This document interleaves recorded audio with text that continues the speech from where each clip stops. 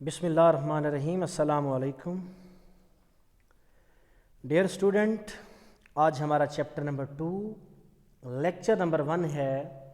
आज हम सीखेंगे what is the difference between scalar and vector quantities.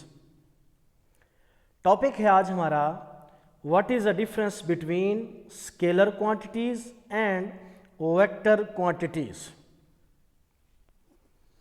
तो सबसे पहले डिफाइन देखेंगे स्केलर्स की। फिजिकल क्वांटिटी, ये बेसिकली क्या है? एक फिजिकल क्वांटिटी है, एक तबई मिकदार है विच हैज़ मैग्नीट्यूड ओनली, जो क्या रखती है, जिसके पास क्या होता है, जिसके पास सिर्फ मैग्नीट्यूड होती है। ऐसी फिजिकल क्वांटिटी जो बयान की जाती है या जो रखती है सिर्फ magnitude, that's called scalar quantity. अब फिजिकल क्वांटिटी एक ऐसी तबाई मिकदार, एक ऐसी physical quantity which has magnitude only, जो सिर्फ मैग्नीट्यूड रखती है, जो सिर्फ न्यूमेरिकल वैल्यू रखती है, दैट्स कॉल्ड स्केलर क्वांटिटी। इनकी एग्जाम्पल के अंदर, रोज़मर्रा लाइफ के अंदर हम ढेर सारी ऐसी फिजिकल क्वांटिटीज़ यूज़ करते हैं जिन्हें एज अ स्केलर क्वांटिटी कहा जाता है, जिनमें मैस है, टाइम है, टेम्परेचर है और वर्क है। तो ये तमाम की तमाम जो एग्जाम्पल हैं बेटे, किस के लिए हम यूज़ करेंगे? ये यूज़ करेंगे स्केलर क्वांटिटीज़ के लिए। उसके बाद डिस्कस करेंगे वेक्टर्स को। वेक्टर क्वांटिटीज़ हमारे पास क्या होती हैं? ये भी बेसिकली फिजिकल क्वांटिटीज़ हैं, क्योंकि स्केलर और वेक्टर दोनों क्या हैं? ये टाइप हैं फिजिकल क्वांटिटी की।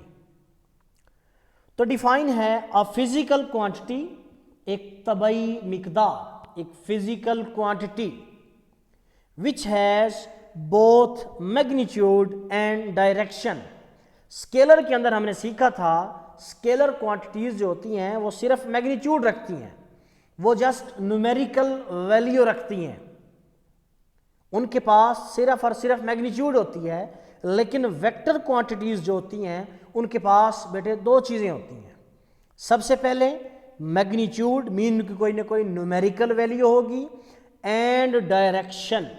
अगर हम किसी भी वेक्टर क्वांटिटी को कंप्लीटली डिस्क्राइब करना चाहते हैं, उसको कंप्लीटली बयान करना चाहते हैं, तो हमें दो चीज़ों की ज़रूरत होगी। सबसे पहली बात उसकी मैग्नीट्यूड, उसकी कोई ना कोई न्यूमेरिकल वैल्यू होगी, और उसके साथ उसकी डायरेक्शन, उसकी सिमत हमें लाजमी बताना होगी। जिस तरह अक्सर हम सुनते हैं एग्जाम्पल के अंदर ग्रेविटेशनल एक्सेलरेशन, जिसे आप स्मॉल जी से जाहिर करते हैं बेटे, स्मॉल जी से रिप्रेजेंट करते हैं, जिसकी वैल्यू होती है 9.8 मीटर पर सेकंड स्क्वायर। अगर जस्ट हम लिख देते हैं 9.8 मीटर पर सेकंड स्क्वायर, तो हम उसे कंप्लीटली डिस्क्राइब नहीं कर रहे, तो अभी तक ये समझी जाएगी कि ये क्या है, ये स्केलर क्वांटिटी है। लेकिन जब हम ये साथ लिखेंगे कि जी क्या रखती है, उसकी जो मैग्नीट्यूड है, उसकी जो न्यूमेरिकल वैल्यू है वो है 9.8, और साथ हम ये लिखेंगे कि its direction is toward the centre of earth, कि इस ग्रेविटेशनल एक्सेलरेशन की जो डायरेक्शन है वो ऑलवेज क्या होती है? Toward the centre of earth. तब हम इस ग्रेविटेशनल एक्सेलरेशन को कहते हैं कि ये क्या है? ये एक वेक्टर क्वांटिटी है। क्यों? क्योंकि हमने यहाँ पर दो चीज़ें बयान की हैं, एक उसकी मैग्नीट्यूड 9.8 और उसकी डायरेक्शन क्या बताई है कि its direction is toward the centre of earth.